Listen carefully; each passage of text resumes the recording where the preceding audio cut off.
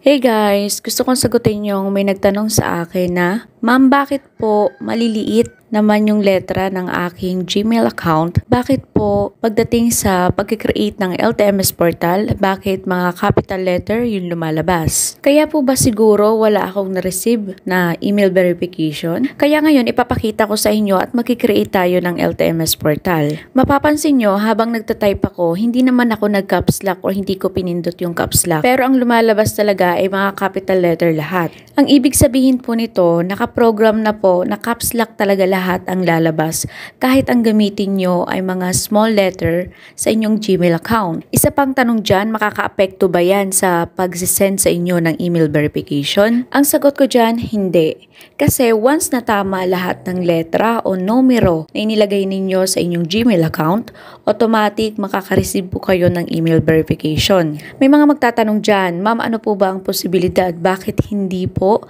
nakaka-receive ng email verification? Number 1, maaaring may pagkakamali sa inilagay ninyong Gmail account. Number 2, maaaring old na ito or hindi na active ang inyong Gmail account. Ayon po kasi sa mga na-encounter ko, once na gumagamit ng old Gmail account, automatic may posibilidad na hindi po yan nakaka-receive ng email verification.